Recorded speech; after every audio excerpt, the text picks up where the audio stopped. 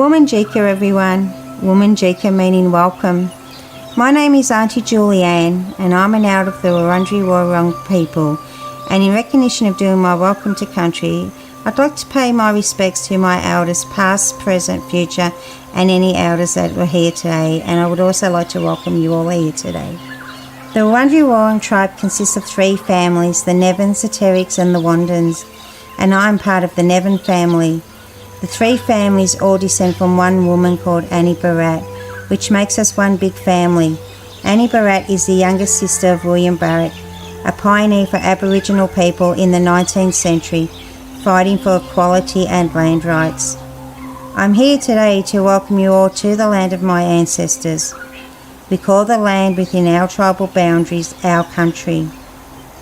The Kulin Nation, Kulin meaning man, is made up of 5 groups. They are the Wurundjeri Woi-wurrung, Boonwurrung, Tanarong, Wathaurong and Dja Dja Wurrung.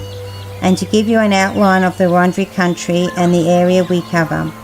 Wurundjeri country extends from north to the Great Dividing Range, east to Mount Baw Baw, south to the Morley Creek and west to the Werribee River.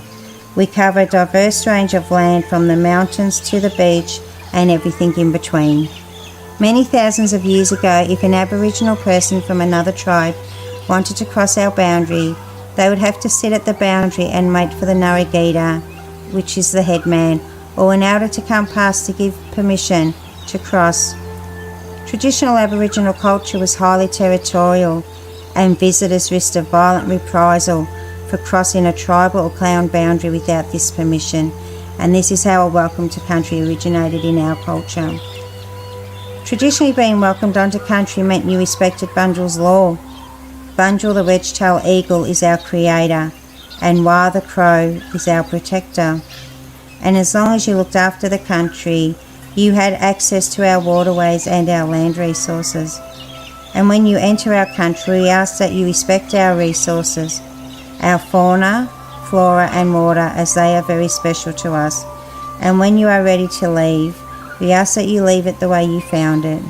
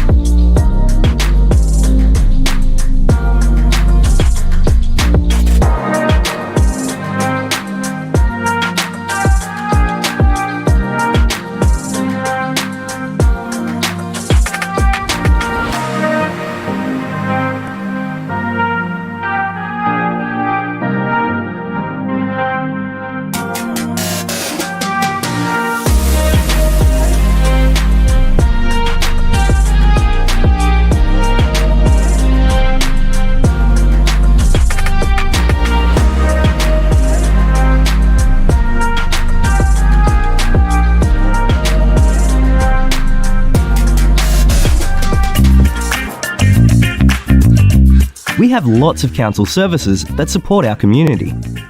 We support families with children, including health services for children and mums, vaccinations, playgroups, childcare, and kinder. We support young people in our community. Through events and activities, we have services that can support people with disability, older people, and carers and family of people with disability and older people.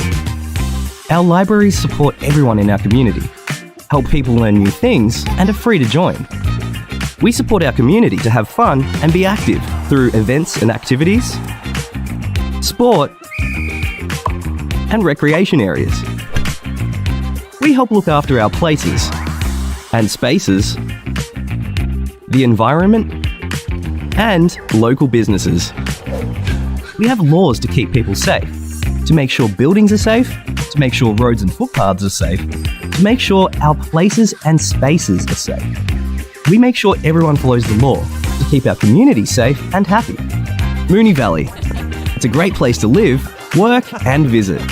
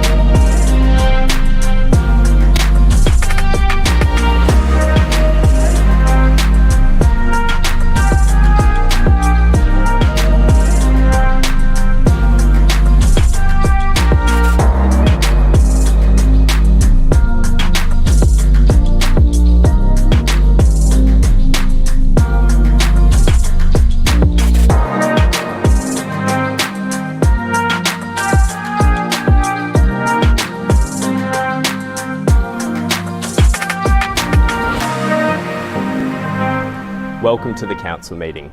I'm Councillor Piers Tyson, Mayor of Moonee Valley City Council.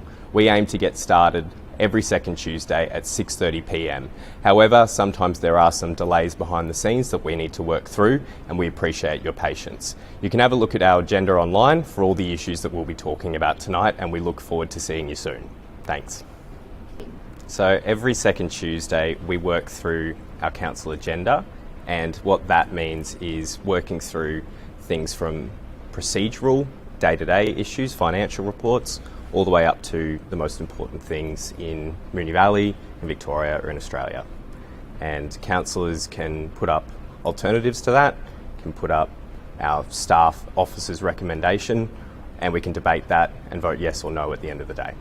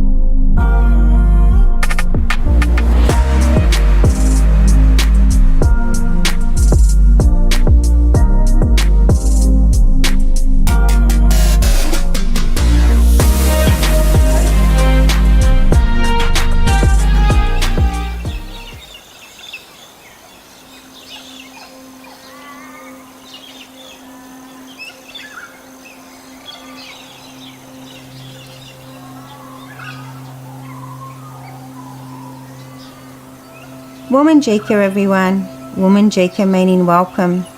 My name is Auntie Julianne, and I'm an elder of the Wurundjeri Woi-wurrung people. And in recognition of doing my welcome to country, I'd like to pay my respects to my elders, past, present, future, and any elders that were here today. And I would also like to welcome you all here today. The Wurundjeri Woi-wurrung tribe consists of three families: the Nevins, the Terricks, and the Wandins. And I'm part of the Nevin family. The three families all descend from one woman called Annie Barratt, which makes us one big family. Annie Barratt is the youngest sister of William Barratt, a pioneer for Aboriginal people in the 19th century, fighting for equality and land rights. I'm here today to welcome you all to the land of my ancestors. We call the land within our tribal boundaries our country. The Kulin Nation, Kulin meaning man, is made up of 5 groups. They are the Wurundjeri Woiwurrung, Boonwurrung, Tanarong, Wathaurong and Dja Dja Wurrung. And to give you an outline of the Wurundjeri country and the area we cover. Wurundjeri country extends from north to the Great Dividing Range, east to Mount Baw Baw, south to the Morley Creek and west to the Werribee River.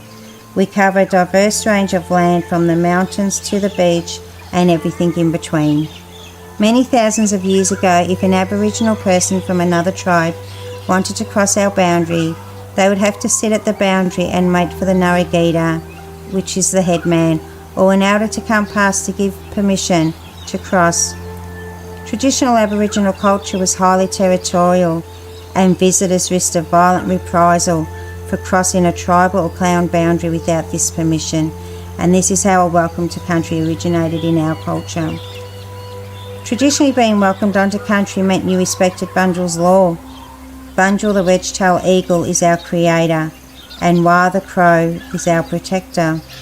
And as long as you looked after the country, you had access to our waterways and our land resources. And when you enter our country, we ask that you respect our resources, our fauna, flora and water, as they are very special to us. And when you are ready to leave, we ask that you leave it the way you found it.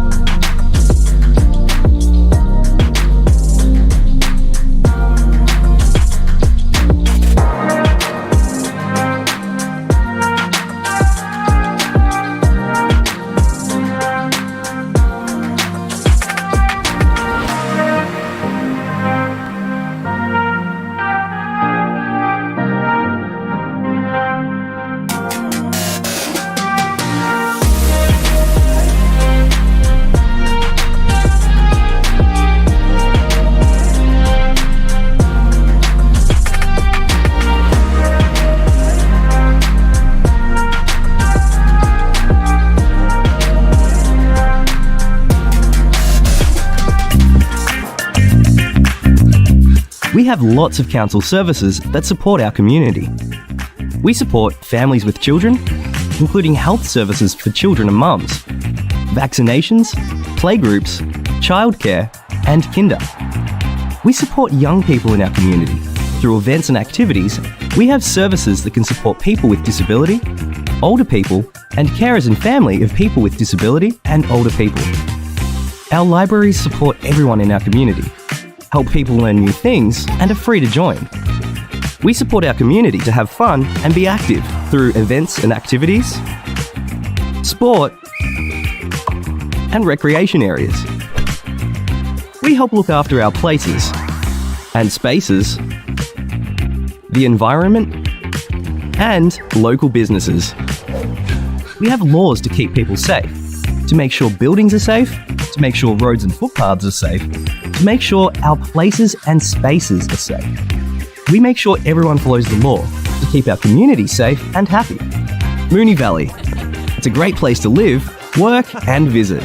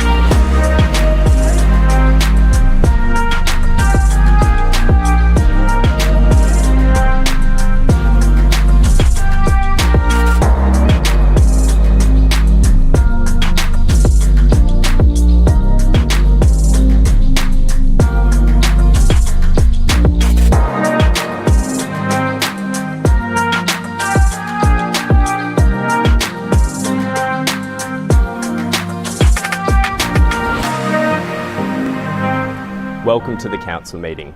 I'm Councillor Piers Tyson, Mayor of Moonee Valley City Council. We aim to get started every second Tuesday at 6:30 p.m. However, sometimes there are some delays behind the scenes that we need to work through, and we appreciate your patience. You can have a look at our agenda online for all the issues that we'll be talking about tonight, and we look forward to seeing you soon. Thanks. So every second Tuesday we work through our council agenda, and what that means is working through things from procedural, day-to-day issues, financial reports, all the way up to the most important things in Moonee Valley, in Victoria or in Australia. And councillors can put up alternatives to that, can put up our staff officers' recommendation, and we can debate that and vote yes or no at the end of the day.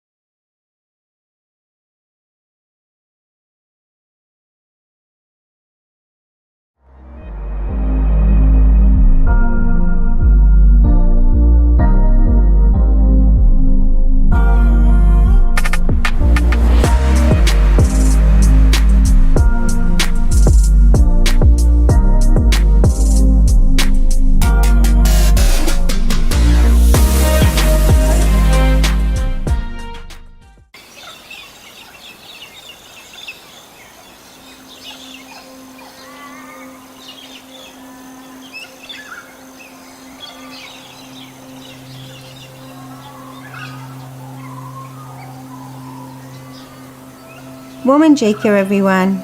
Woman Jika meaning welcome. My name is Auntie Julianne, and I'm an elder of the Wurundjeri Woi-wurrung people, and in recognition of doing my welcome to country, I'd like to pay my respects to my elders past, present, future, and any elders that were here today, and I would also like to welcome you all here today. The Wurundjeri Woi-wurrung tribe consists of 3 families, the Nevins, the Terricks and the Wandans, and I'm part of the Nevin family. The 3 families all descend from one woman called Annie Barratt, which makes us one big family. Annie Barratt is the youngest sister of William Barratt, a pioneer for Aboriginal people in the 19th century, fighting for equality and land rights. I'm here today to welcome you all to the land of my ancestors. We call the land within our tribal boundaries our country. The Kulin Nation, Kulin meaning man, is made up of 5 groups. They are the Wurundjeri Woiwurrung, Boonwurrung, Tanarong, Wathaurong and Dja Dja Wurrung. And to give you an outline of the Wurundjeri country and the area we cover. Wurundjeri country extends from north to the Great Dividing Range, east to Mount Baw Baw, south to the Moolally Creek and west to the Werribee River. We cover a diverse range of land from the mountains to the beach and everything in between. Many thousands of years ago, if an Aboriginal person from another tribe wanted to cross our boundary, they would have to sit at the boundary and wait for the Narragadah, which is the headman, or an elder to come past to give permission to cross. Traditional Aboriginal culture was highly territorial, and visitors risked a violent reprisal for crossing a tribal or clan boundary without this permission, and this is how a welcome to country originated in our culture. Traditionally, being welcomed onto country meant you respected Bunjil's law. Bunjil the wedge-tailed eagle is our creator, and Wah the crow is our protector. And as long as you looked after the country, you had access to our waterways and our land resources. And when you enter our country, we ask that you respect our resources, our fauna, flora and water, as they are very special to us. And when you are ready to leave, we ask that you leave it the way you found it.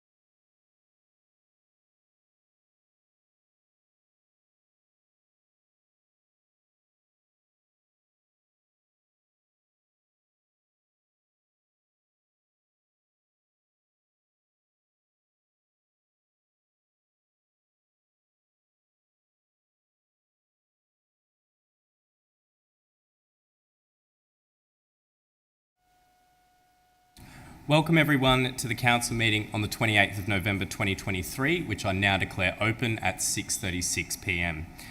I'd like to warmly welcome members of the public gallery who have joined us this evening, as well as those watching at home on the internet. As well as being live streamed, the video recording of this meeting will also be available on our website, so attendees in the gallery are advised that your presence may be recorded. I also ask that mobile phones be switched to silent during the meeting. A reminder too that under Governance Rule 75.1, personal video and audio recording in the chamber of the meeting is not allowed. On behalf of Moonee Valley City Council, I respectfully acknowledge the traditional custodians of the land on which we meet, the Wurundjeri Woiwurrung people of the Kulin Nation, and pay my respects to their spirits, ancestors, elders and community members. Item 2 on the agenda is apologies and leave of absence. We have all councillors except Councillor Nation, who has advised he'll be joining us in a minute or two.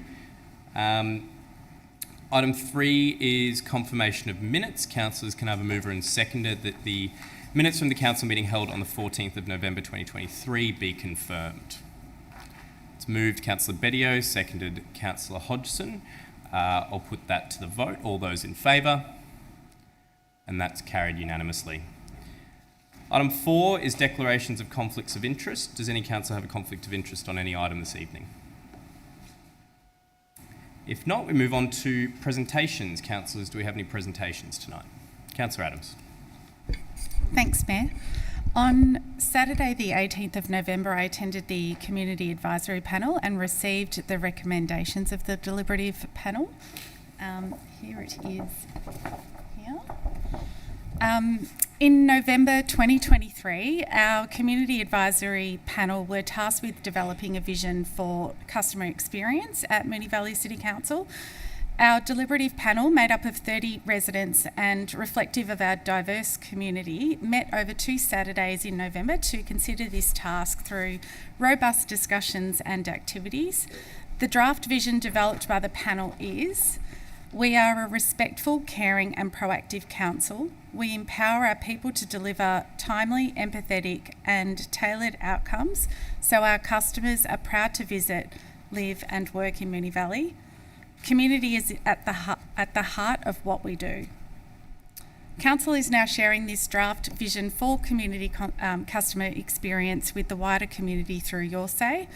I look forward to seeing the customer charter develop, inspired by the community customer experience vision. To the panel, thank you on behalf of all councillors for volunteering to participate, for stepping up to the challenge and gifting your time and knowledge to benefit the Moonee Valley community. You have all contributed your voice, experience and knowledge as a member of our community to make it a success. Thank you. Thank you, Councillor Adams. Are there any other presentations this evening? Councillor Byrne.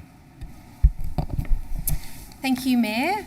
Last Tuesday, I went to a book launch for a book called It's Okay to Just Be Yourself by Jules Elizabeth, who happens to be a mum at St John Bosco's, who has written a series of 7 books, which are really inclusive, and they're just really beautiful books, and I want to encourage everyone who happens to see them to have a flick through, because I think that you might, whilst they're obviously targeted more towards children, I think adults can get just as much out of them. As I said, there's only 1 out so far, but beautiful books, and it was a beautiful opening, and I just wanted to say a big well done to Jules for putting herself out there and doing something that's, I think, really going to contribute to the local area. Thanks. Thank you, Councillor Byrne. Are there any other presentations? If not, I'd like to thank members of the community who joined us at the Fest Able event the other day on Sunday. It's our annual event celebrating people with a lived experience of disability in our community. I was joined by several councillors, Councillor Isler, Councillor Hodgson, Councillor Adams, and really it's, I think, an inspiring experience meeting members of our community who are doing such important, critical work, those who are part of our Disability Advisory Committee.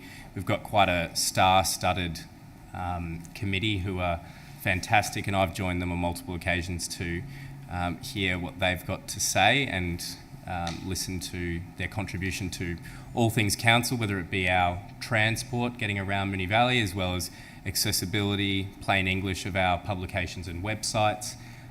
Particularly, I'd like to give a shout out to Patrick, who's a local artist in our community, who's soon to launch a book of his artwork inspired by the flora and fauna of Woodlands Park. And I bought myself a mug, and I encourage members of our community to check him out. As well, Tommy Quick, who is an inspiring young man in our community who is a stroke survivor from the age of 12. He has cycled around Australia from the westernmost point of Australia to the southernmost point, to the easternmost point, to the northernmost point extremes of our country, raising over $100,000 for stroke awareness, which I think is incredibly inspiring, and an absolute pleasure to have him as well as part of our Disability Advisory Committee. So thank you to all of those members. Now, I'll just welcome Councillor Nation. Welcome, Councillor. Thank you. Can you hear me? Yes, I can. Do you have any conflicts of interest? No, none tonight. Thank you, Mayor. Any presentations? No, thank you. Thank you. Finally, I'd just quickly like to acknowledge the passing of former Councillor Joe Edmonds from the City of Essendon, and we thank his family for letting us know and his contribution to Council. Next, we move on to petitions and joint letters. Councillors, do we have any petitions or joint letters? We now move on to public question time, and we have received one this evening from Georgia Simmons from the ASU, who is not joining us this evening. So, in Georgia's words, as councillors will know, MVCC staff are currently negotiating their next enterprise agreement with management. Can councillors tell us how their budgeting and oversight will ensure that staff wages do not go backwards in real terms? And will councillors commit to prioritising wage increases that reflect the cost of living in the 24/25 budgeting process and beyond? Thanks for your question, Georgia. I'll refer to our Acting CEO, Brett Walters, to respond. Thank you, Mayor, and thank you, Georgia, for the question. Council has a role in approving the annual budget in accordance with the Local Government Act of 2020. The Act, however, makes it clear that staffing matters, such as establishing an enterprise agreement, are not matters for councillors to comment on. Staff salaries are linked to Council's enterprise agreement. The next enterprise agreement is being negotiated between the organisation and employee representatives, with the current agreement due for expiry on 30th of June 2024. The organisation's representatives are seeking to negotiate an agreement that provides fair conditions, is financially responsible, and is considerate of the cost of living challenges that are being experienced within our community. Thank you. Thank you, Acting CEO. Item 8 is reports from delegates. Councillors, do we have any reports in your responsibilities as delegates? Item 9 is reports. 9.1, discharge of responsibility as determining referral authority, planning permit MV1/2023, 63 and 65 Fisher Parade, Ascot Vale. Councillors, do I have a motion? Councillor Hodgson. Thank you, Mayor. I'd like to move the officer's recommendation. Thank you. Is there a seconder? Councillor Bedio. Councillor Hodgson, would you like to speak to the motion? Thank you, Mayor. We had a couple of these similar reports come to us last meeting, so this is another one where we're being asked as the determining referral authority to provide any comment on a planning permit where there is a public acquisition overlay down on Fisher Parade. The works that are being applied for here is construction of a 1.2 metre boundary fence, 600 mil high retaining wall and 1200 mil wide steps within the PAO. The information in the report details that this has got a minimal impact and it's a minor construction. The property department doesn't object to the application as it doesn't adversely affect any future acquisition of land within the PAO too, but I note there is, as part of the recommendation tonight, the officers have recommended seeking a planning permit condition requiring any authorised building and works constructed on the PAO land to be removed without compensation payable to council if the PAO2 land is acquired by council. So there is, with the construction of the steps and the fence, I guess the planning condition would require removal of those if the land were ever purchased at the cost of the applicant. So I'm happy to support this one and let the planning team know that as the referral authority we don't object. Thank you. Councillor Bedio? No? Would any other councillor like to speak? If not, I'll put that to the vote. All those in favour? That is Councillor Adams, Bedio, Hodgson, Isa, Sharp, Nation, Sypek, Tyson. All those against? Councillor Byrne. I declare that carried. Item 9.2 is Council Plan and Health Plan 2021 to 25 and priority projects. Implementation update for Q1 2023/24, July to September. Councillors, do I have a motion? Councillor Isa. Sorry, move the officer's recommendation. Thank you. And a seconder? Councillor Bedio. Councillor Isa, would you like to speak to the motion?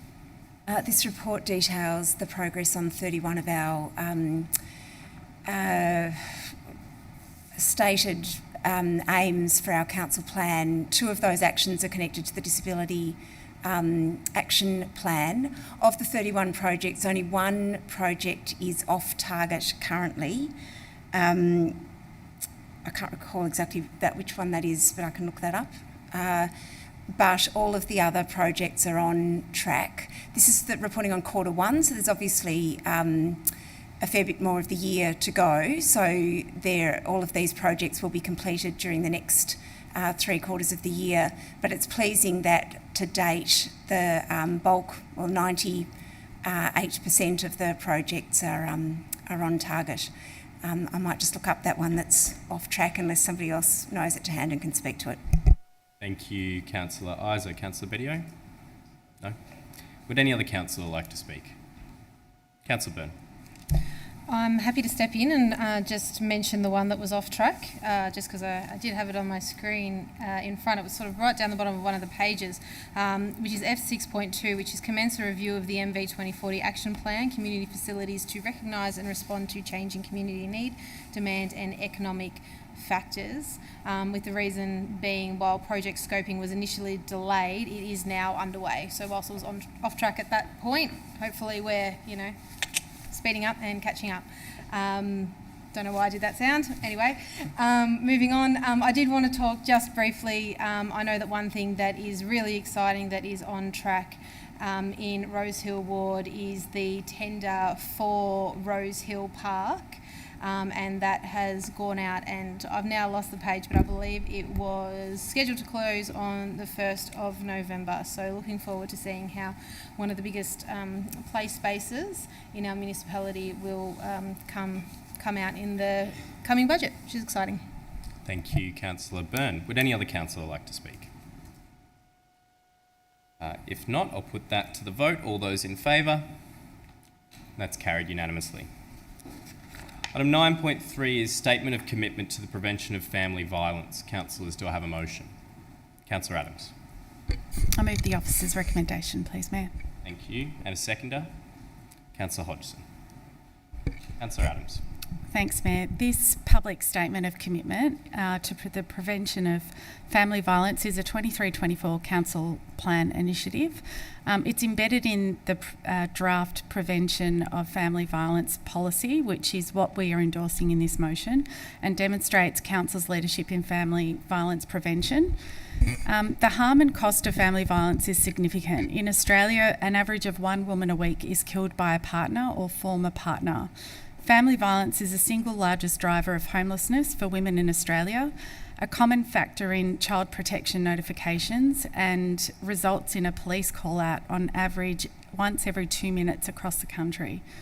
The statistics are alarming, and there are so many services that we provide in Moonee Valley that we're in a position to help or point people in the right direction. So I'm glad that as a council we are making this commitment and working with our Moonee Valley community to engage and raise awareness around what our role as a council is and should be within our remit. Men can make a powerful and positive difference and must play an active role in creating change.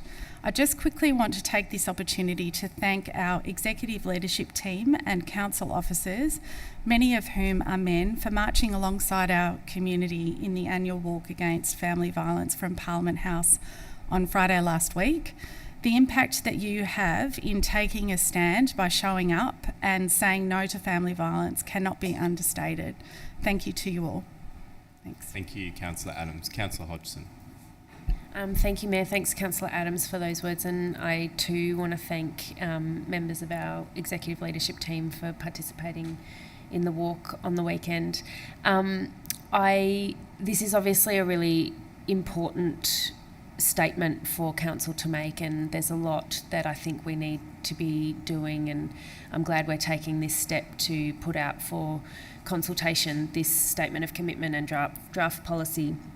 I think it's a really important one, obviously a very sensitive and triggering topic, but a really important one for people with direct experience to, however they are comfortable, provide feedback on this. I'm hoping that the feedback that we get from the community can help inform some of the actions that we take in future. So if anyone, would like to participate in the consultation through anonymous channels or however you feel comfortable, as I say, I'm really hoping that we can get that feedback and make sure that this policy and its implementation are done as effectively as they can, and with some of that experience fed into the process. Thanks. Thank you, Councillor Hodgson.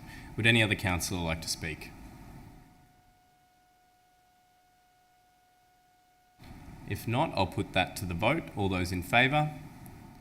And that's carried unanimously. Item 9.4 is biannual grants 2023/24 round 1 recommendations. Councillors, do I have a motion? Councillor Isla. Thanks, Mayor. I'd like to move an alternative motion, thanks. That Council resolves to A, endorse the funding recommendations of the Community Grants Assessment Committee for the biannual grants 2023/24 round 1 contained in attachment 1 with the following changes. 1, the removal of applicants who received grants in 2022/23 round 2, Wingate Avenue Community Centre, Satori Mindfulness and Holloway Aged Care Services. 2, a reduction in the grant to the Somali Women Development Association to $7,500, then in brackets as $2,500 has recently been received by this group. 3, the inclusion of $7,000 for the Afranquilu Women's Group, in brackets community projects, as it meets a demonstrated need for a target population. The inclusion of $10,000 for the Strathmore Bowls Club, Inc., in brackets,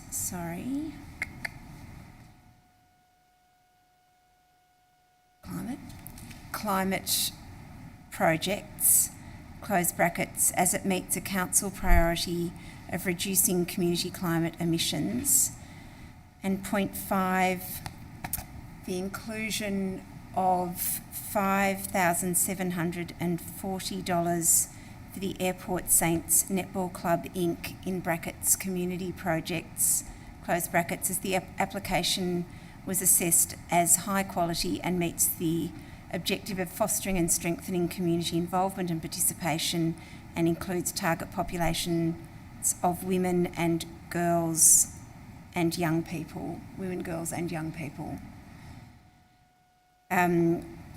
Points B, C and D as per the officer's recommendation, and an additional point E, request the Mayor write to the Grants Steering Committee providing feedback about Council's commitment to access, inclusion and equity as outlined in the Community Grants Policy, including, in quotation marks, working with applicants to support them through the grants process, close quotation marks, and ensuring the spread of funding across the municipality and to different groups within the municipality. And point F, request the CEO to reinstate a presentation event for successful recipients. Thank you, Councillor Isa. Can I just clarify one thing with you, although it's quite obvious? Well done. Points A, 1, 2, 3, I assume point 4 wasn't read out, but you meant that as point 4 there? Sorry, yes. Yep, thank you. And governance, I'll just get you to correct point A5 in the last few words, women, comma, girls and young people. Thank you. Are councillors aware of what's been moved? Yep. Is there a seconder? Councillor Sharp. Councillor Isa, would you like to speak to your motion? And please take a moment if you need after reading that out. Thanks, I think I'm good. We've been trying over the past few grants rounds to put in place a new process that we're still working our way through in terms of getting it quite right. And the new process involves an assessment committee that's separate to council, and then the recommendations of that committee coming to council for our endorsement. The recommendations are obviously in the agenda tonight, and the alternative motion that I've put forward changes some of those recommendations, and those changes are not made lightly. The first lot of changes are because some of the applications received some funding for maybe different projects, but in some cases very similar projects in our last grant round. Another group has already received quite a little bit of funding through some other streams prior to this application. And we really do, I'm putting forward this motion that emphasises, I guess, trying to spread the money that we have across as many different groups in our community as we can. There was a 42% increase in applications this round from our last grant round. So it's great that there are more community groups looking for funding. I think there were 46 in total. 55 applications, up from 42. So we're not funding about 20 or so of the applications that came to us for various reasons. And it's really important to me that the money that we have is spread across different groups. So while the applications from some of the recipients were obviously well received by the committee, I've put forward a motion that suggests that where groups have received money already this year, that money is reallocated to some groups who haven't received any funding. The other point that this motion makes is that we're trying to get a spread of grant recipients across the municipality, which of course is a little bit dependent on where we get the applications from. And from the breakdown of the applications, there's clearly some more work that we need to do across various parts of the municipality to help and support people to make applications. We're tending to get the bulk of applications from similar areas and often from support services that work with the same demographics, and we'd really like to see applications that support a wider range of our community, and that is probably going to require some dedicated assistance to helping people to make applications. I've sat and made these applications when I have not been on council, and it's quite a process. It's 10 or so pages of questions, details, budgets, quotes, support letters. It's not easy, and the point E of this application, of this alternative motion, asks our mayor to write to the grant steering committee to emphasise some of those points, that we really would like to see applicants supported, as our policy states, applicants supported in their endeavours to make applications, and we really would like to emphasise that goal of spread of recipients. The last point is that there used to be a presentation event where recipients were thanked and for their voluntary work, because it's usually for the most part voluntary, and were congratulated for their projects, and we'd like the CEO to reinstate that event. Thanks. Thank you, Councillor Isa. Councillor Sharp. Thank you, Mayor. Thank you, Councillor Isa, for that alternative. I'm happy to support the changes as mentioned in this alternative, mainly because I have always been concerned with the fact of some groups getting more than one round of funding in a year, and personally I've never felt that was fair. So this motion aims to sort that issue out in this round, and it aims to have a more equal distribution, I guess, which I think has been achieved within those points A, which is a good outcome for everybody, to my mind anyway, including Strathmore Bowls Club. The committee from Strathmore Bowls Club spoke to all, myself and Councillor Adams, and I'm pretty sure Councillor Nation was there as well, when we had a meeting with them about their request for battery. So I'm pleased to see that's been included in this alternative. The other couple for Buckley Water, Strathmore Cricket Club and the Glenbervie Stationeers. So on the whole, Buckley Ward hasn't been granted a heap of grants, but in saying that, I think probably us as ward councillors can certainly emphasise the grant process to our groups and clubs within our ward. That might help, but if we can achieve a more equitable distribution of the grants across the municipality, it would obviously only be of benefit to all.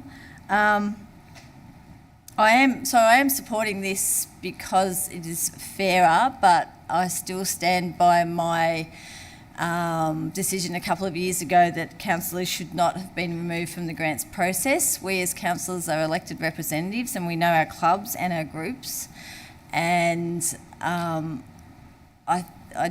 we might not have this alternative if councillors were involved in the process, and I really do think we are.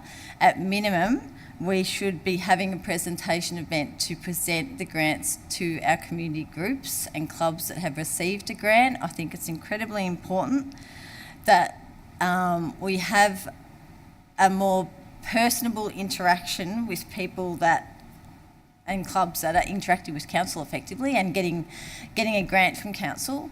I think us as representatives should be included in that process, absolutely. So I'm extremely pleased to see point F back. We used to have a presentation evening or during the day whenever we had a grant round, and it was always incredibly well received by all those people who had been awarded a grant. Obviously they're getting money, so everybody's happy when they're getting money, which is fair enough. But I think it's really important that we as a councillor group are involved in that process at a minimum. Thank you. Thank you, Councillor Sharp. Would any other councillor like to speak? Councillor Byrne. Thanks, Mayor. And look, grants are one of those things that I feel like they're always going to be a work in progress. They definitely have for the last 7 years, and I'm sure long before then as well. It's really hard to get that fine balance between ensuring the money's spread across the municipality, there's enough money or there's the right money, and that we're funding a variety of projects. And it's a really, really tricky thing to get right. Quite a few of the grants have already been spoken to. I'll just touch on a few of the ones up in Rosehill Ward. The first Pivot have a youth entrepreneurship camp, which I think will be very interesting. I'm really looking forward to seeing how that one plays out. It's interesting, the other thing that there seems to be a lot of in Rosehill Ward is our tennis clubs. We've spent a lot of time working with our tennis clubs to get their facilities up to scratch. Mayor, this this council term, and all Keilor East, Airport West and Avondale Heights all applied for a grant, and they all got a grant this time. So whilst there's not necessarily much diversity amongst the sports, they are slightly different projects at each of the tennis clubs. So that'll be really exciting to see come to fruition. And the final one that was put in here is for the Airport Saints netball. That will be for a marquee that they'll be able to set up at times to be able to have fundraising barbecues or just barbecues in general. I think that's really important. One thing that unfortunately historically netball communities haven't necessarily done as well with is because they don't have the access to a pavilion as such, being able to raise money through pavilions or social hubs that other sports have. They sort of don't necessarily have that lever, but perhaps with a marquee they'll be able to, one, engage the community more, and two, maybe be able to raise some money for their club. So I think that's pretty exciting, and I'm looking forward to a barbecue down at Bowes Avenue Courts at some point. Thanks. Thank you, Councillor Byrne. Would any other councillor like to speak? If not, I'll put that to the vote. All those in favour? That is Councillor Adams, Councillor Byrne, Hodgson, Isa, Sharp, Tyson. All those against? Sorry, Councillor Nation, I missed you there. In favour? Apologies. And all those against? Councillor Bedio. I declare that carried. We now move on to item 9.5, Nature Strip Planting Guidelines. Councillors, do I have a motion? Councillor Hodgson. Thanks, Mayor. I'd like to move the officer's recommendation with an additional point E to read, request that additional illustrations and visual information be provided in the Nature Strip Guidelines and suitable plants documents to assist community members. Thank you, Councillor Hodgson. Is there a seconder? Councillor Adams. Councillor Hodgson, would you like to speak to your motion? Thank you, Mayor. This report comes back to us after we had previously endorsed the guidelines for community consultation, and the attached community engagement report is a really interesting one. We've had a really strong response to this consultation period, and it is an interesting read. Happily, well, for me, I consider happily there's a strong support for the guidelines and the idea that they will replace the current nature strip landscaping policy. The guidelines will be a lot easier for community members to use if they are interested in planting out their nature strip, because it removes the need for a permit to do so as long as community members are planting in accordance with the guidelines. So it really opens up the opportunity for people who are interested in increasing the biodiversity in Moonee Valley to do that. There are also some very, well considered concerns that are raised through the community engagement report. People who are not necessarily supportive have raised some issues about where will people put their bins if they've planted out their nature strip, making sure that things stay tidy, that there's access for people getting out of the car, particularly people who might be getting a kid out of the back, which certainly happens to me, and you need a little bit of extra space. So the guidelines do take all of that into account, and I'm confident that if people are planting within the guidelines, that all of those issues can be addressed. And in fact, the officers have included a diagram in the guidelines to specifically say, please leave room for your bins. So I think that there's some really positive changes that have been made in response to the engagement that we got. The note on the end is just to request a few additional illustrations, and the report does say that as they prepare this these guidelines to go up on the website, that there'll be some additional images and guidance provided. But I think the main one I wanted to draw attention to is people wanted to understand the height limits, and that's about what visual risk planting out the nature strip poses if there are kids that are running around on the footpath, hard to see from the road, just something with a kind of vertical cross-section view in the guidelines. I just want to make that suggestion to officers to include something to provide assistance there. And I think some questions around like what would be in a similar vein, what's acceptable as a planter box, things like that. It's a really positive step forward. I'm very happy that our main role tonight is to rescind the nature strip landscaping policy, which has caused all of the difficulties for people who are wanting to make this positive change for Moonee Valley. So happy to support it. Thanks. Thank you, Councillor Hodgson. Councillor Adams. Thanks, Mayor. And thanks, Councillor Hodgson, for moving that with some extra prescriptive sort of guidelines.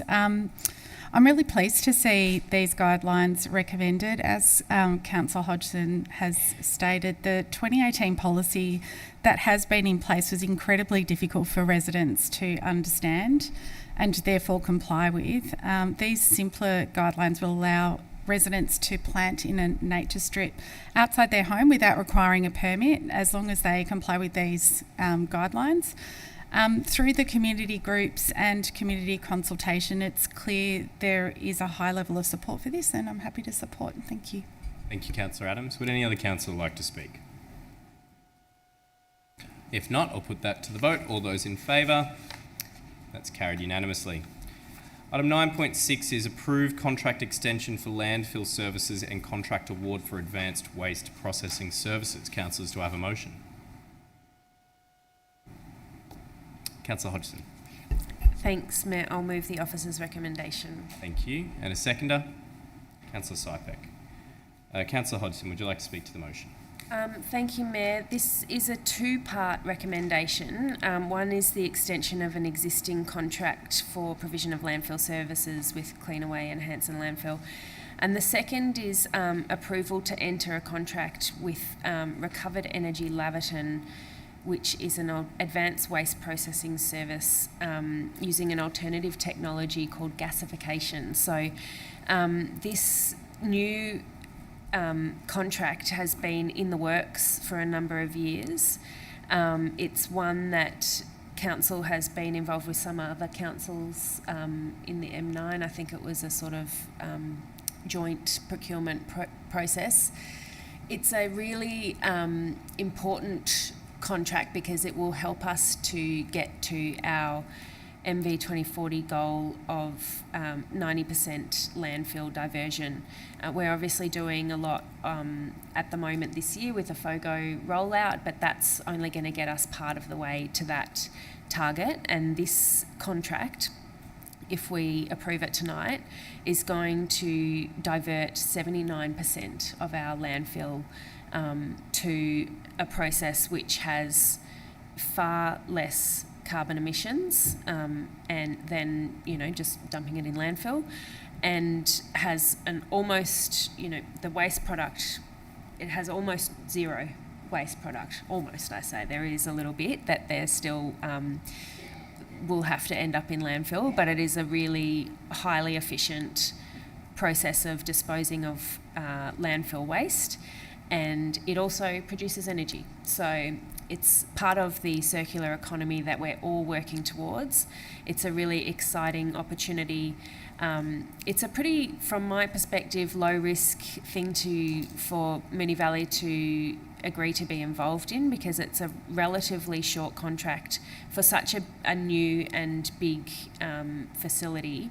We haven't been requested to participate, to contribute any capital funds towards it, and we haven't been asked to sign up to a very long-term contract. So I think it's a really positive opportunity. I'm really grateful to be a part of it, and I'm really pleased to see that it's going to help us to reach our objective. So happy to support it. There obviously, the extension of the 2-year contract for the existing landfill services is there because there is a limit on the amount of landfill that can go to this new facility, so we will always need the backup of the, what we've been doing to date, and it's also there as a backup if for any reason there are unplanned shutdowns of the new facility. We've always got somewhere where we can send our waste, but this is a really positive step forward for us achieving our goals and our heading towards a net zero for our city. Thanks. Thank you, Councillor Hodgson. Councillor Sypek. Thank you, Mr Mayor. About 8 or 9 years ago, while I was on annual leave, I had the opportunity of visiting one of these gasification technology plants, and I kept thinking to myself, why haven't we got this in Australia? And thank God that we've got it now here. This is a great alternative source of energy. This plant will provide 17 megawatts of baseload electricity annually, and that's the equivalent of powering 30,000 homes annually. Now, that's pretty impressive. That's great technology. And this is not new technology. This is technology that's been around for 20 years. It's proven. It works. It works overseas. And hopefully we as Moonee Valley will once again become leaders in the waste management system, and I think this will be a great initiative. I also agree that it is a short-term contract, but the actual site has actually received federal, state and local government approvals, including all environmental licences, permits to be constructed and operate the facility. So for me, I think this will achieve our objectives to reduce our footprint on the place, on the city of Moonee Valley, and if anyone's lucky enough to go overseas and get an opportunity to visit one of these sites, please do it because it is very, very impressive. Thank you, Councillor Sypek. Would any other councillor like to speak? Councillor Bedio. Thanks, Mayor. Look, happy to support. I think this is a very low-risk venture that has significant benefits for our city. I also just want to stress, though, the importance of recycling and ensuring that we minimise what we send to landfill from our municipality. While we will be reducing CO2 emissions and be generating power from this facility, there's still a myriad of benefits to ensuring that we focus on recycling as opposed to diverting to landfill. So as long as we can continue our path towards maximising our recycling efforts within our homes, I think this is only a benefit as well. So happy to support. Thank you, Councillor Bedio. Would any other councillor like to speak?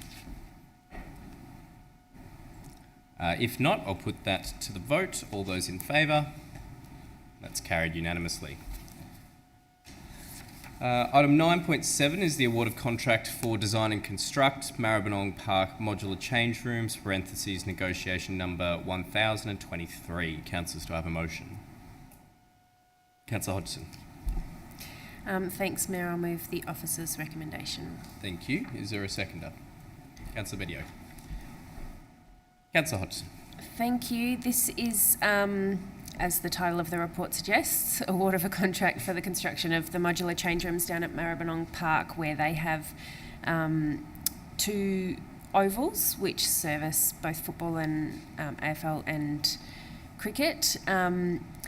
The existing pavilion, it has social rooms which are still fit for purpose, but as we've got a lot of ageing facilities and they no longer meet the requirements for the increased involvement with female sport, and also generally some of them are falling into a bit of disrepair. Marby Park's change rooms and umpire rooms in the existing pavilion don't meet what is required now to service the 2 ovals. So I'm really pleased to see that this long-awaited project is moving forward into its final stages.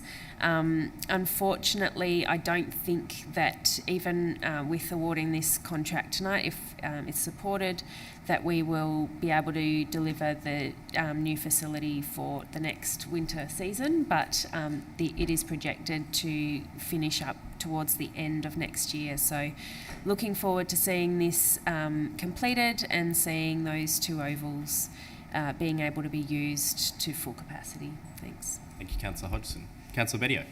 Not much further to add other than I'm excited to see this long-awaited project kick off. And yeah, thanks, Mayor.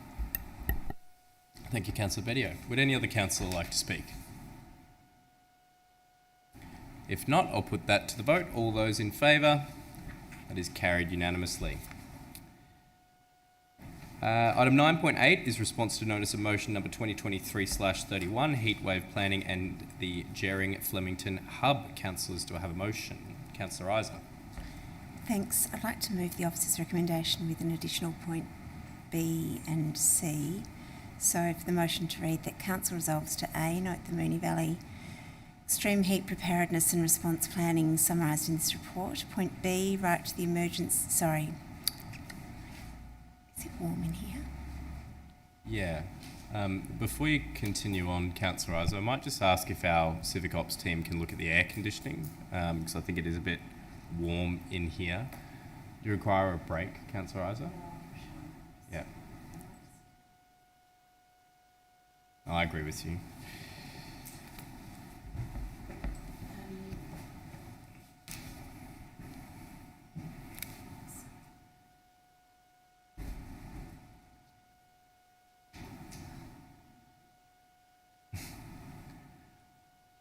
Continue with your point B. Thanks. Write to the Minister for Emergency Services, the Honourable Jacqueline Symes, MP, Minister for Local Government, the Honourable Melissa Hall, MP, outlining the resource challenges for local governments and the need for both resources and agency partnerships to operate municipal cooling centres in extreme heat or declared heat waves. Point C, undertake ongoing advocacy with state and federal government ministers, departments, in brackets, including Department of Energy, Environment and Climate. Sorry, Councillor Isa, your microphone. Sorry.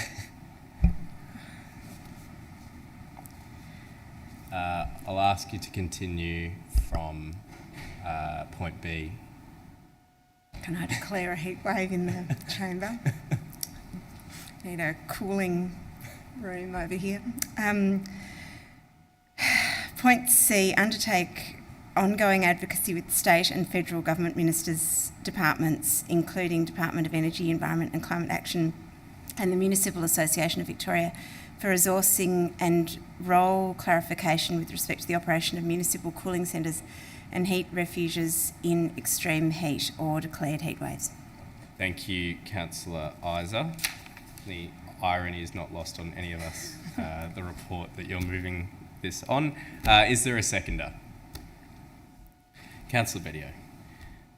Councillor Isa, would you like to speak to your motion? Yeah, I do apologise to viewers. It's suddenly quite warm in here, hence the reference to council heat waves and my slight breathlessness in reading the motion. Look, I really thank officers for responding to the notice of motion that was put forward a few months ago. It's really recognised internationally that heat waves are requiring some kind of localised response in terms of providing places for people to seek respite. And obviously heat waves are increasing as a result of climate change. We've seen, actually I was just reading earlier this week, reports about a heat wave that hit a city in Canada during their summer, where there were successive days over 45 degrees Celsius, and the way in which that particular town was, or cities were dealing with it in terms of finding places for people to go to during those sorts of conditions.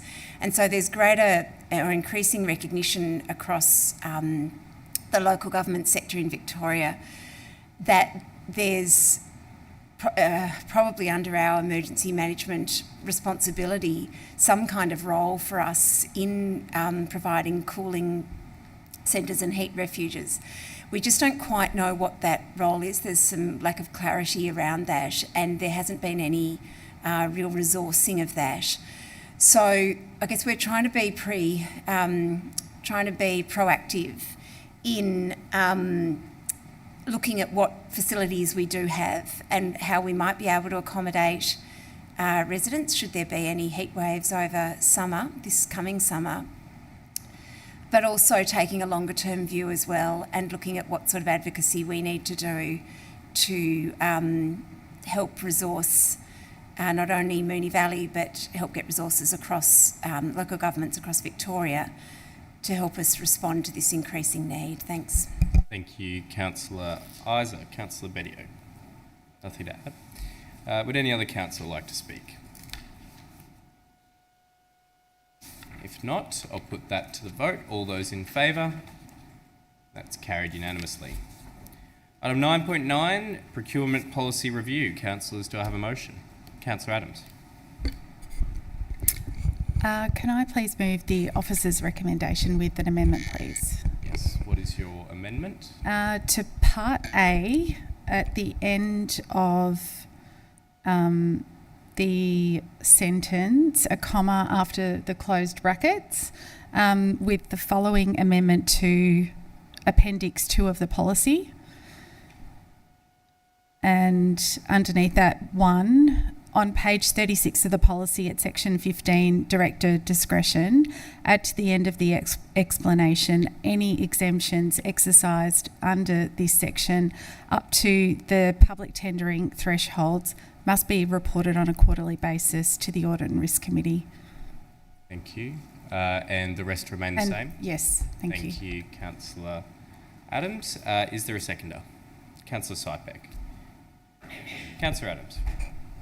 Thanks, Mayor. Council's procurement policy was last updated and adopted by Council in June 2021. In accordance with Section 108 of the Local Government Act 2020, Council must review its procurement policy at least once during each 4-year term of the Council.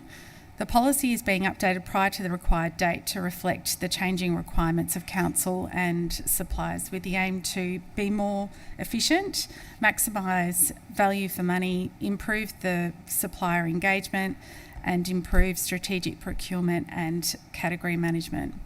The recommendation allows for greater flexibility in procurement procedures whilst controlling risk, improving staff efficiency and saving costs for Council and suppliers. The amendment I have proposed in this motion is for transparency in reporting to Council through the Audit and Risk Committee, and hoping councillors will support. Thanks. Thank you, Councillor Adams. Councillor Sypek. Thank you, Mr Mayor. The Audit and Risk Committees play an intricate role in companies, councils, boards, and in all sorts of other organisations. And this is just, as Councillor Adams said, this is good for transparency. This is also good that there's an extra set of eyes going over all the paperwork, and it just avoids any sort of fraudulent behaviour or any sort of conspiracy theories that might come out of it, because there are reputable people on the Audit and Risk Committee, and there are also a lot of independent people that are on the Audit Committee, so they have no dealings with Council. All they do is they simply look at these reports and they give us fair and frank thoughts of what they think about it. So for me, I think this is a good step in the right direction. It's a good step for transparency, and it's just a good step for extra set of eyes on what's going on at Council. Thank you, Councillor Sypek. Would any other councillor like to speak? If not, I'll put that to the vote. All those in favour? That's carried unanimously. Item 10 is notices of motion, and councillors, we have 5 listed on tonight's agenda. 10.1, first up, I'll call on Councillor Bedio to present his notice of motion, number 2023/39, EDFL Pride Round. Thanks, Mayor. I'd like to move that Council resolves to request the Mayor to write to the President of the EDFL asking for the League to consider holding a Pride Round in the 2024 football season. The letter should also ask what support Council can provide to help make this a reality. Thank you, Councillor Bedio. Is there a seconder? Councillor Hodgson. Councillor Bedio, would you like to speak to your motion? Thank you, Mayor. I will. Sport is at the heart of our community and our culture, but participation levels within the LGBTQI+ community is extremely low. There may be a myriad of reasons for this, but a fear of homophobia and transphobia undoubtedly plays a big part. In Moonee Valley, most of our clubs do an incredible job in creating safe and welcoming spaces for players and fans. This being said, as a council who strives to shape a city that is fair, we should always advocate for improvement. A number of major leagues, including the AFL, AFLW, A-League and Tennis Australia, have begun to host Pride Rounds, which is a round or a single game of sport that celebrates and supports diversity and inclusion of the LGBTQI+ communities. Many community football leagues are already taking the initiative to run their own Pride Rounds, and I would love to see our own Essendon District Football League take part and hold their own Pride Round in the 2024 fixture. This notice of motion requests the Mayor to write to the President of the EDFL asking for the League to consider holding a Pride round in the 2024 football season and whether there is any support that Council can provide to make this a reality, and I hope my colleagues can support. Thank you, Councillor Bedio. Councillor Hodgson. Thanks, Mayor. Look, I think Councillor Bedio has summed this up nicely. Obviously, Moonee Valley is the home of the Essendon District Football League, and it would be great for us to be able to support an initiative like this. So I'm happy to support this notice of motion. Cheers. Thank you, Councillor Hodgson. Would any other councillor like to speak? Councillor Byrne? Sure, I will. I think that I will support this. I am mindful about it, just in terms of that I can't actually see the letter, so there is a bit of trust that sort of goes in that it's got the right tone to it. And the reason why I say that is because I feel like this has to be handled quite sensitively, in the fact that there has been particular Pride games that have already happened within the EDFL, whilst there hasn't been a Pride round as such. So for instance, and I will do a shout out to Liana Keenan, who actually reached out to us in 2023 and borrowed Moonee Valley's Pride flags for a EDFL game. Now, whilst we talk about it being in Moonee Valley, it was actually a West Meadows and Oak Park game, and how that just kind of missed us, but it was EDFL. And so I know that there is work going on from, I suppose, the grassroots of the EDFL trying to get particular Pride games up. So I definitely don't want this to be seen as us necessarily coming in over the top and saying, whilst we see this, we want to do a, can you do a round? I think that if we can ensure that we're working in partnership, which I'm sure is how I hope that the letter will be framed, perhaps with some of the history, knowing that they are doing their very best in this space, and it's not like they haven't necessarily considered this. I think that will be good. So we'll see where it goes. I'm also very mindful that when we put out something like this and say, hi, can you please run this, and then ask what support council can provide, if the EDFL then come back and say, yes, can we please have X amount of dollars, and then we say, oh yes, can you please apply in the next round of biennial grants, and if they happen to have just missed the biennial grants by a week, it does make it a little bit awkward. So I hope that it's an ongoing conversation and not just a one letter. So, but yes, it's exciting, and I'm sure if there is a Pride round, it will be something that can be very proud of for hopefully a long time to come. Thanks. Thank you, Councillor Byrne. Would any other councillor like to speak? Councillor Nation. Thank you, Mayor, and I'll do my best with Regional Victoria Motel lighting and internet. I'm in the dark here. Look, I thank Councillor Bedio for putting forward this notice of motion. I guess my hesitation is that for clubs and the league to have good buy-in, sometimes these things do need a little bit of a nudge, but also need to happen organically. Otherwise, they can end up being fairly tokenistic and actually be, in my view, somewhat detrimental. You've seen the Indigenous round, as Councillor Byrne mentioned. Some of the clubs are already doing a Pride round, growing organically with a little bit of help, and having total buy-in and being a real success. So whether or not a notice of motion to, I guess, ultimately put pressure on the EDFL to do this is the best approach. Does it politicise the need? Maybe it does. Maybe that's a good thing. Maybe it isn't. I just am conscious if we're in a way calling them out or trying to force their hand, then potentially any round won't have the buy-in that we want. Maybe that's just being cynical. Maybe this is the kick up the backside or the nudge that they need, and those emotions are the right way to do it. But I probably would have thought a more nuanced conversation in the first instance may have been a better starting point. That said, the motion is here; it's before us, and I will support it. Let's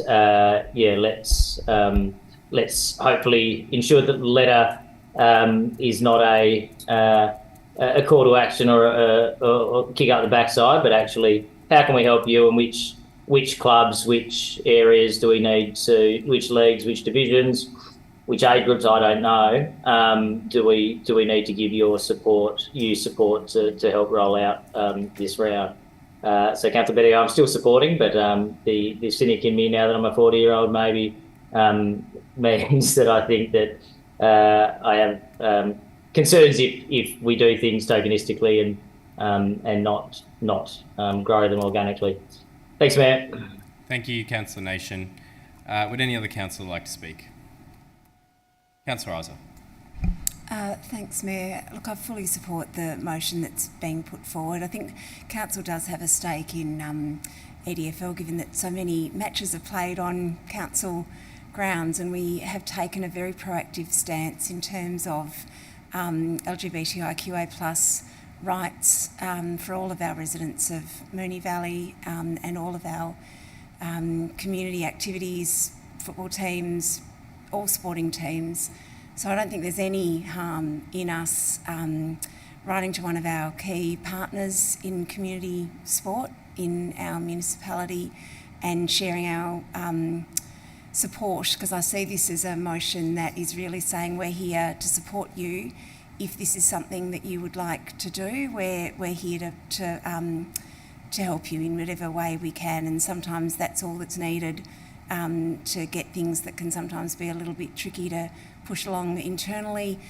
Some external support from someone with some resources and capacity can really be the thing that can help it. So thanks very much, Councillor Bedio, for putting this forward. We have a really strong LGBTIQA+ community in Moonee Valley, and many of them play sport weekly in EDFL and other competitions, and we absolutely support all of our community members. Thanks. Thank you, Councillor Isa. Would any other councillor like to speak? As there's been some dissent, I'll ask Councillor Bedio whether he would like a right of reply.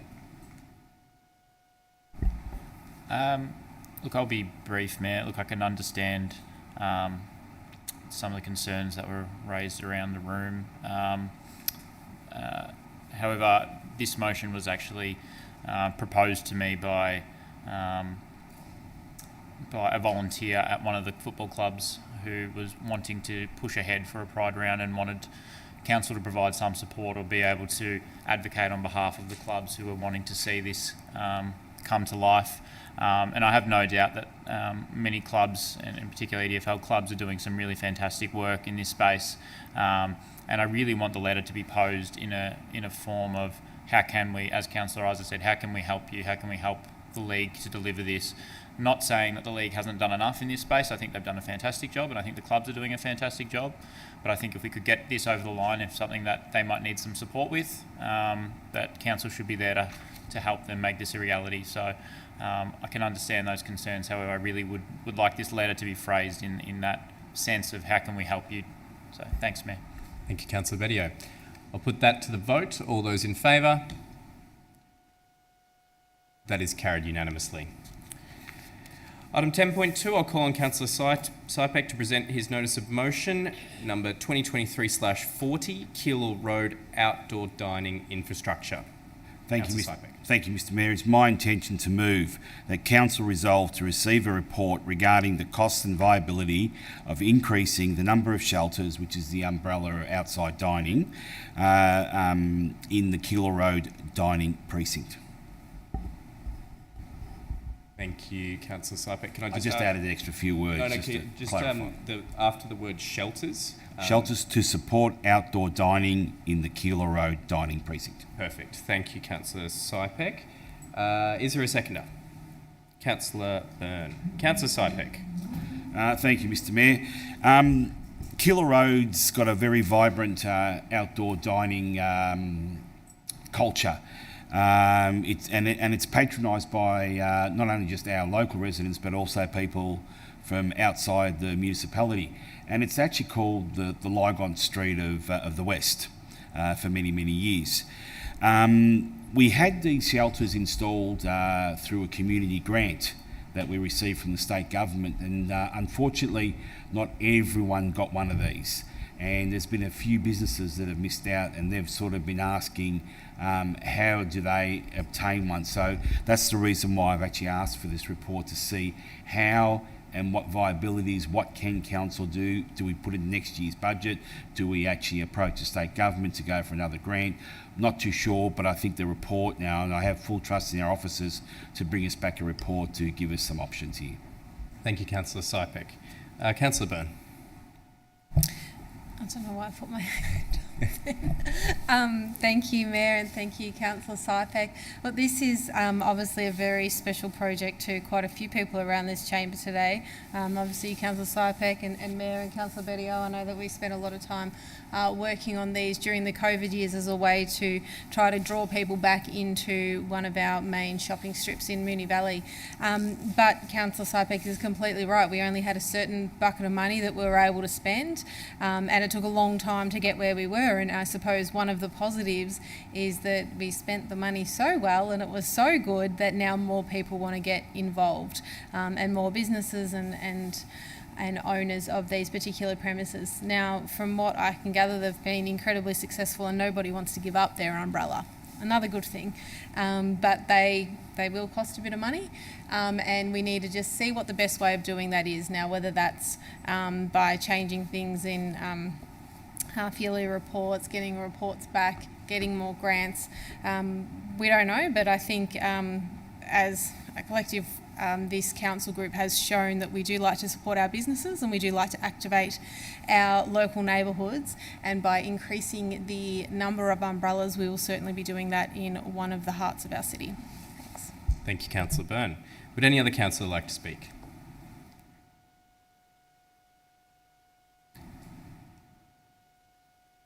Would any other councillor like to speak? If not, I'll put that to the vote. All those in favour? It's carried unanimously. Before I call on Councillor Isa to present her notice of motion, I might take a quick 5-minute break for councillors to refill their glasses of water and take a toilet break. So we'll return at 7:48 and I'll adjourn the meeting.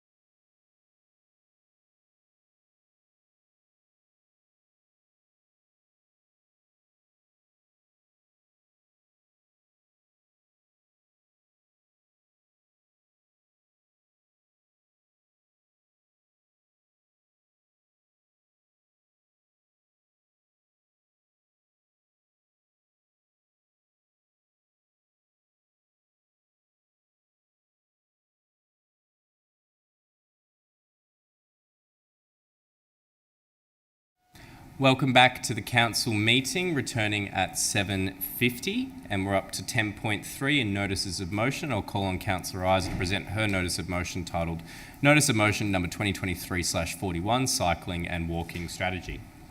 Thank you, Mayor. I'd like to move that Council resolves to request the CEO to present a report to Council as soon as practicable, but no later than April 2024, outlining Council's current walking and cycling strategy and any processes for review and community engagement as appropriate. The report should also indicate how the strategy is being implemented in the 2023-24 budget and 2024-25 draft budget and the long-term capital works plan. Thank you, Councillor Isa. Is there a seconder? Councillor Byrne. Councillor Isa. Thank you. Look, recently I participated in a fantastic community initiative where a whole lot of people who were engaged in cycling and walking in Moonee Valley got together to try to work out what they'd like to see prioritised in Moonee Valley. There was a bit of a problem though in that we couldn't locate the current council strategy for cycling and walking in Moonee Valley, and there has been a strategy in place, and I know that our officers work to a strategy because we often see line items in the budget where there's implementation of the strategy, but it's not something at the moment that's terribly visible for community members, particularly engaged cyclists are really keen to find out what council's doing in cycling and walking, and it's not something that our community's had some real input into for quite some time. Earlier this week, there were some reports around the increasing fatalities on our roads for vehicle accidents, but also quite noticeably for cyclists. And we also know that barriers to participation in active transport and cycling and walking can include that perceptions of lack of safety. So we know that what councils and state and federal governments do around infrastructure for cycling and walking is really critical to increasing participation and rates in cycling and walking. And we know how important that is not only for health, but also for reducing our community carbon emissions from transport. So for all of those reasons, and undoubtedly more, I'd really love support of colleagues for this particular notice of motion, which is really just asking for a report back to us as soon as possible around what our strategy is and what our plans are for engagement with our community to take it forward, and what funding we're putting in this financial year and then projections into the future. Thanks. Thank you, Councillor Isa. Councillor Byrne. Thanks, Mayor. Yes, cycling and walking is something that I've been particularly passionate about for a long time. It's a free activity that can either get you places or just keep you nice and active within our municipality. But I think instead of these numbers increasing, I dare say they've probably been decreasing, particularly since after COVID. There was a bit of an influx during COVID, and I think now, unfortunately, we're on the downward trend. And I think a lot of that, as Councillor Isa pointed out, was possibly due to the safety concerns. I know myself, I used to be a bike rider, whereas the thought of riding my bike down a lot of the streets at the moment, it doesn't really feel right to me. And I think as a council, we should be trying to make the streets safe. I know that there's talks at a lot of schools when they talk about walking school buses that even that they have to choose a route that is really quite a safe route, and sometimes around some schools that's not always possible. We have some great programs at this council to try to make them safer, and we've got a lot of work to do in that space. I think it is something that everyone needs to get around, and by hopefully having this report come back, we can get a bit more of a direction, and hopefully it's a safe direction to get people back out onto their bikes or back out pounding the pavement. Thanks. Thank you, Councillor Byrne. Would any other councillor like to speak? Councillor Hodgson. Thanks, Mayor, and I thank Councillor Isa for bringing this. I'm too very interested to understand what work's been done by council so far on this and what we are hoping to do, because I can't remember the acronym right now, but the Community Emissions Reduction Fund and the advisory group that gave us recommendations of how they'd like to see that spent did flag walking and cycling, connecting paths as one of the priorities that they wanted us to look into. And I know that the advice at the time was that the amount of money in that fund really wouldn't make much of a difference in terms of the works required to really make a difference in this space. So there obviously is a lot of investment required, and I think the timing of the report no later than April will also help to inform our draft budget when it comes to us shortly after that. So I do understand and recognise that a significant investment is required here, as well as working in tandem with state and federal governments who own some of the other roads, so that we can really make a difference and make it safe and accessible for people to use active transport as an alternative mode of transport, as well as just making it pleasant to get around some of our bike paths and parks and gardens, and as a leisure activity as well as a commuting activity. So really keen to see this and looking forward to the information it will provide. Thank you, Councillor Hodgson. Would any other councillor like to speak? If not, I'll put that to the vote. All those in favour? It's carried unanimously. The next two notices of motion are from Councillor Byrne. I'll ask her to present her first, titled Notice of Motion number 2023/42, Extension of Tram Services to Avondale Heights and Keilor East. Councillor Byrne.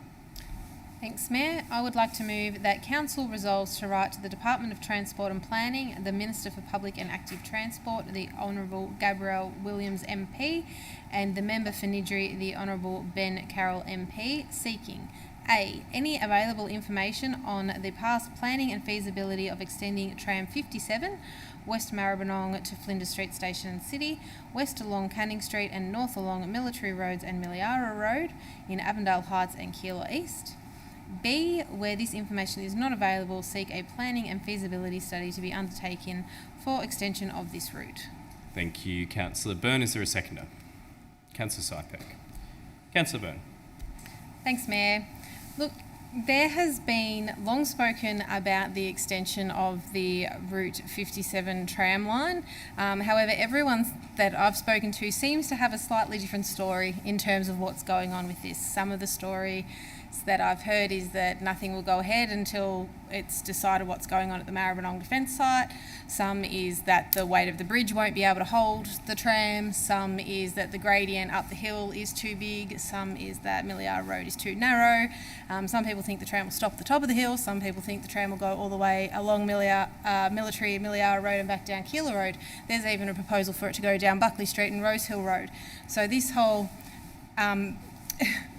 thought of a tram, I think there's just so many different ideas, and I think that quite honestly some of them won't work. However, I'm not an engineer. I will think that we probably owe it to the community to be able to hopefully contact the relevant people, dig up the past work that has been done, so we can say, look, this is where we're at. You never know, there might actually be advancements in this space and maybe we can do something. Because what we do know is that Avondale Heights and East Keilor particularly are absolute transport holes. We really struggle in that space. So if we can improve transport, let's go for it. But this is basically just asking, can we please have any information that you have? And if it's not there, can something be done?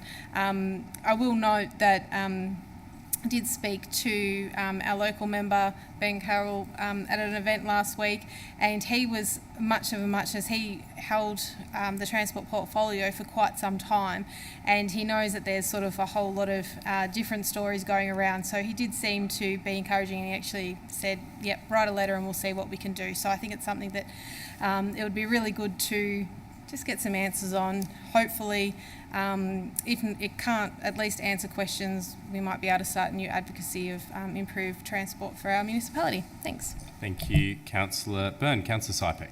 Thank you, Mr Mayor. Ever since I've taken an interest in local government back in 1995, I've heard this tram line extension talk, and it happened even before my time. It was actually even talked about during the old Keilor Council days, where the Keilor Council looked after East Keilor and Avondale Heights.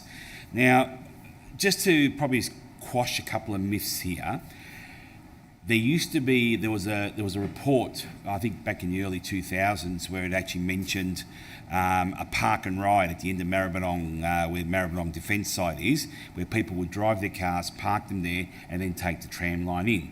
And that was virtually had a bit of traction, but then just died off and nothing happened from that. That was I'd probably say the most feasible option that you could have with trams to cater for Avondale Heights and East Keilor. Now, people are saying, why can't it go up Canning Street and Military Road? Well, the gradient of that road is far greater for a tram. Now, tram wheels are steel on steel tracks. They will slide. A tram of that much tonnage cannot go up a gradient of more than 13 degrees from memory. So you would need a cable car system like in San Francisco to pull these to pull these trams up. Now the problem is also Military Road and Miliara Road is not wide enough to do this. To put two tram tracks, or even just a single tram track, so one tram goes up and then comes back on the same run. Then they toyed with the option about having the European system in there, where the actual tram line was right next to where the footpath was. So when you got off the tram, you go straight onto the footpath, and the actual lane of traffic was moved sort of more towards the centre. But once again, the width of Miliara Road doesn't allow for this to happen.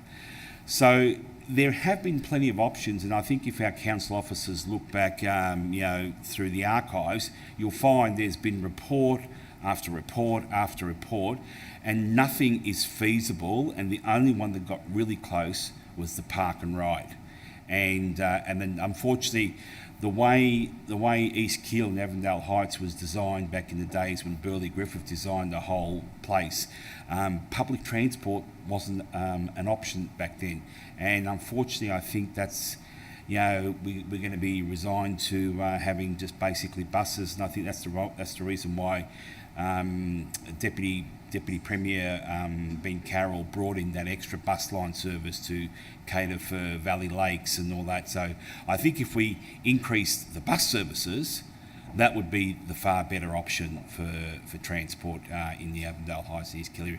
But I'm happy to be stand corrected if there are better options. Councillor Sypek. Yeah, if there are better options, I'm more than happy to look at it.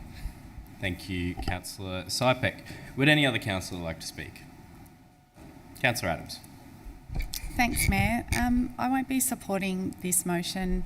Whilst it would be great to have a tram line extension along Canning Street to Avondale Heights and Keilor East, the reality is there are too many reasons this will never happen, some that Councillor Sypek has stated. Firstly, Canning Street has a bridge that would not carry the weight of a tram, so would require a complete rebuild, potentially triggering heritage considerations, and that's without factoring the steep gradient of the hill that would present costly and nightmarish engineering challenges, and I'm not even an engineer and can see that. Properties along Canning Street, Military Road and Miliara Road would likely need to be compulsory acquired. I don't think the Riverview Retirement Village residents or homeowners that would be impacted will be thrilled with this thought bubble, given recent challenges. Not to mention the billions of dollars we're potentially asking the state government to cough up, on top of the much needed airport rail we're currently advocating for. The cost itself is prohibitive, and that's enough for me not to support allocating council resources to something that isn't in our advocacy strategy and may actually undermine our advocacy efforts for the airport rail. Thanks. Thank you, Councillor Adams. Would any other councillor like to speak? Councillor Isa. Yes, similarly, I have some reservations about this motion. I don't mind. Sorry, Councillor Isa, can I just get you to move your mic closer to me? Sorry about that. Sorry. Thank you. Normally I'm very loud. I don't have any problems with point A, writing a letter, although it does sound like Councillor Sypek has lots of the available information. But point B, I'm not in support of seeking a planning and feasibility study at this time. Look, I think we've got to read the room a bit with respect to major infrastructure projects, not just in Victoria but nationally at the moment. And there's obviously need to scale back on major infrastructure projects. And I just, it's whether or not this particular project has merit. I don't think that now is the right time for us to perhaps confuse our local members of parliament with what our council advocacy is prioritising. And I think Councillor Adams made the point that we do have an advocacy strategy, and we work very hard to make sure that our advocacy strategy is thought through and has projects in it that we've done our research on and our due diligence on. And that's really important for our advocacy to be taken seriously. So when we put forward things for further funding from the state or federal government, we've got to be absolutely sure that that's a priority for us. And I just don't think that we've done the background due diligence for this particular, well, I don't feel I have done, I have before me background information that could, where I could vote for point B at this point. It's an interesting idea, but I think that the days of tram extensions in this way as priority projects are probably behind us. Thanks. Thank you, Councillor Isa. Councillor Nation, I noticed you popped your hand up there. Did you want to speak?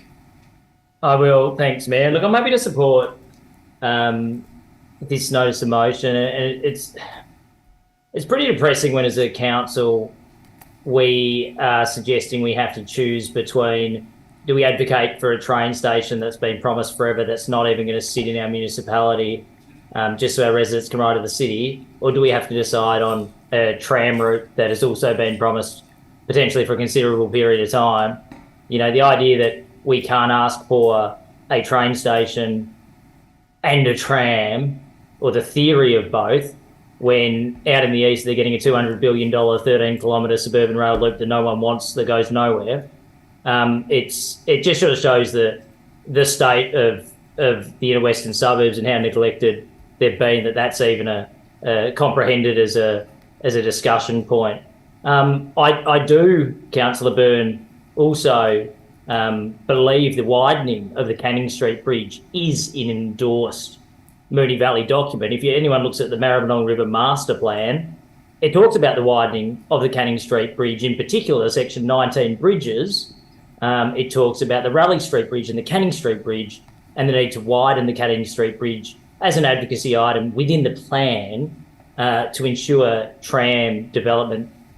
So I believe we've been talking about it. Councillor Shirley Cornish raised a notice of motion in 2016 about this exact item, and at the time, the then member for Niddrie, I don't know if he was a minister then, said, I don't know if you could do it without widening Canning Street and acquiring homes, but if you could, he would like to sit down and discuss. So I think even the Greens in 2014 had an election promise to run it all the way up to East Keilor Shopping Centre. So I think this is something that we've been speaking about for a considerable period of time. Even just recently, they've got the new trams on that route. There's a stabling facility, a new one at Maidstone, Route 82 that runs up a pretty steep gradient up to High Point. That's just had a $5.5 million feasibility consultation and planning to look at improvements to that route. So the idea that this is dead in the water, we shouldn't progress it, I just don't support. I think this is something that we should have at least explored. Now, if the state government comes back and says it's off the table, it can't be done, or it's going to cost $200 million, so be it. But if the member for Niddrie wanted to sit down in 2016 to discuss it, then hopefully he's still willing to sit down and discuss it, noting that that electorate of Niddrie is one of the most poorly serviced in terms of public transport. And in fact, Niddrie is the only, from my understanding, the only inner Melbourne electorate that doesn't have a train station. 20-second extension, Councillor Nation. Oh, that's fine. So thank you, Mayor. So maybe a tram would at least suffice if a train never actually runs through the electorate. So Councillor Byrne, good on you. This is a proactive step. It aligns with the Maribyrnong River Master Plan, and I wholeheartedly support the motion you put tonight. Thank you, Mayor. Thank you, Councillor Nation. Would any other councillor like to speak? Councillor Sharp? Mayor, can I just request the motion be split? Thank you. I'll take that under advisement. Would any other councillor like to speak?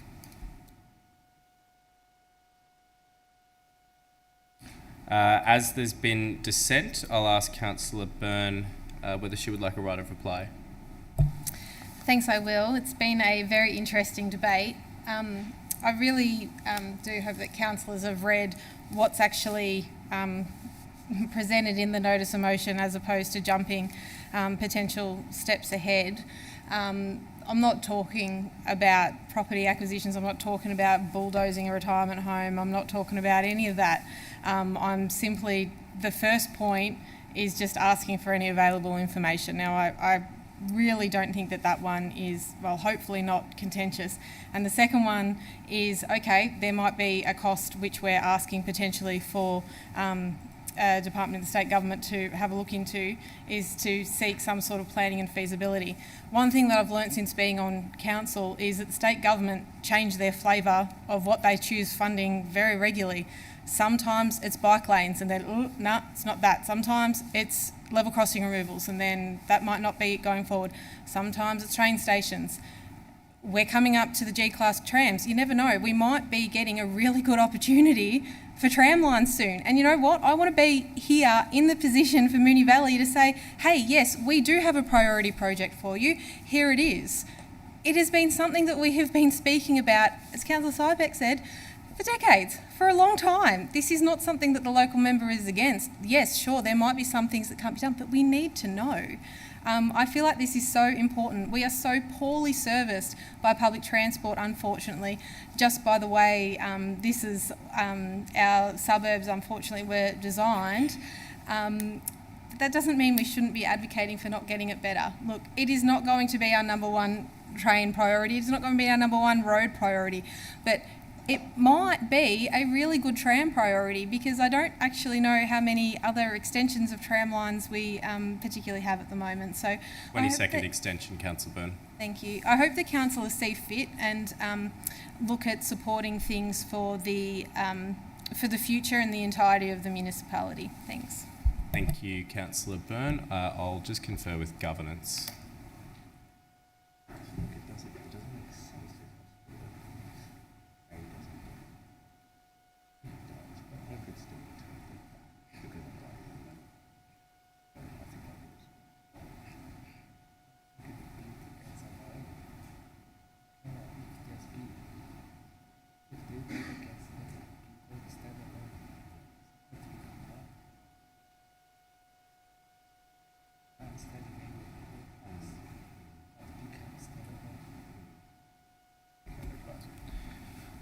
Councillors, I will split the motion. So we'll first vote on the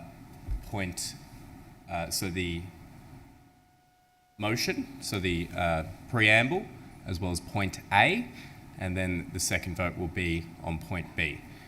So I will now put the preamble statement and point A to the vote. All those in favour? That's carried unanimously.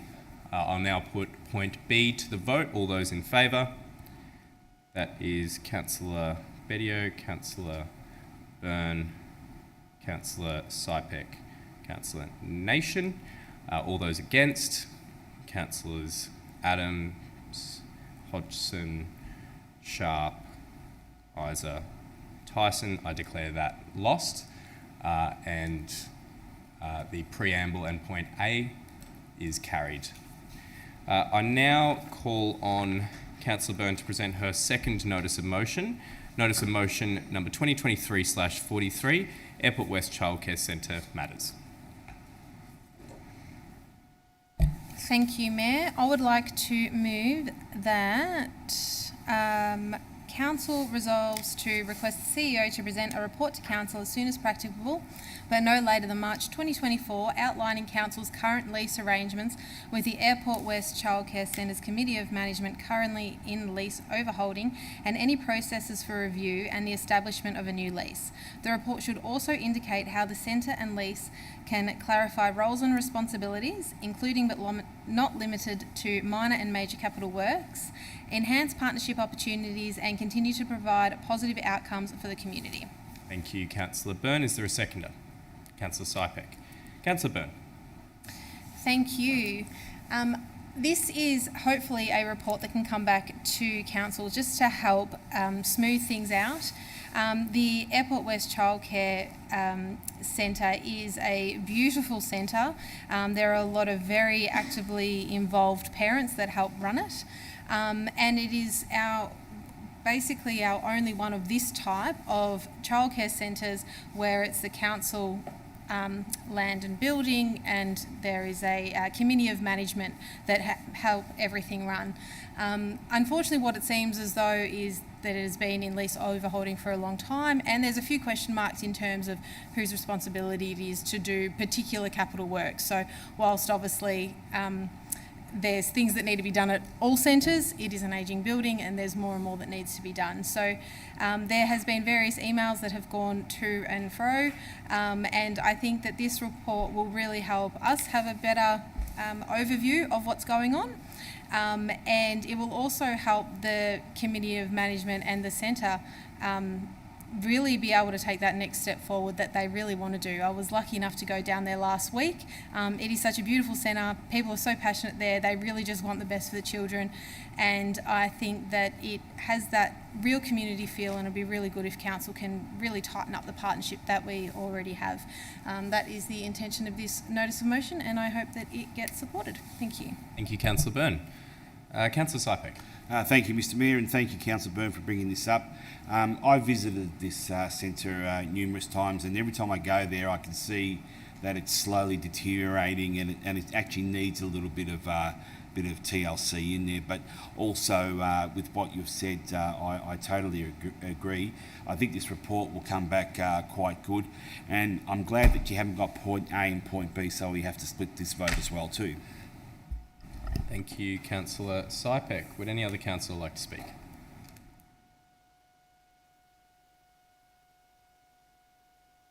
Councillor Isa.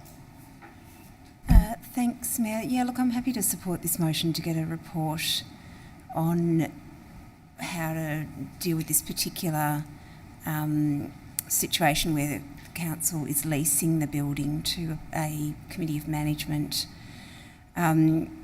It's interesting because, the childcare model that's most prevalent in local government is this particular one where there's a committee of management in a council lease. We have, we're in a fortunate position in Moonee Valley where we have we still have centres that are council owned and run, and that's it's been an increasing minority of councils that have stuck with that model. It can be a little bit of a problematic model, the lease and committee of management, but there are very good examples across the state of how to get that right and how to get the division of responsibilities right.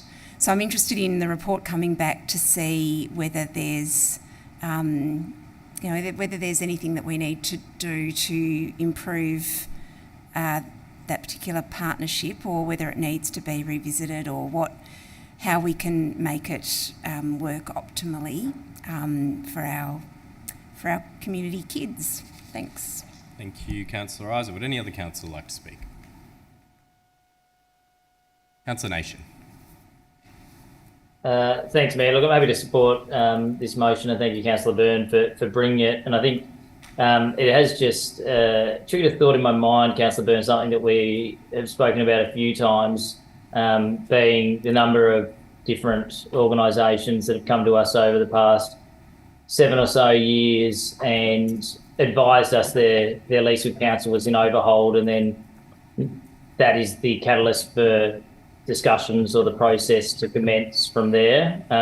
So it might be timely that our property team just do a bit of a sweep, because I know particularly in terms of a certain sporting club, a state government funding agreement potentially wasn't jeopardised, but it could potentially have been jeopardised by that club actually being in an overhold lease.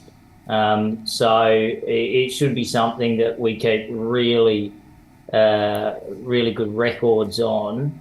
And it just seems that these things just continually slip away and we don't action them until they do go into overhold. So I won't play around with a motion through an amendment out of respect for it being an individual councillor's notice of motion, but I do think it's something that we need to be proactive, or a property team, relevant team is proactive with, to give these organisations, in this case the childcare, that sense of knowledge that their tenure will hopefully continue through a renewed lease. Thanks, Mayor.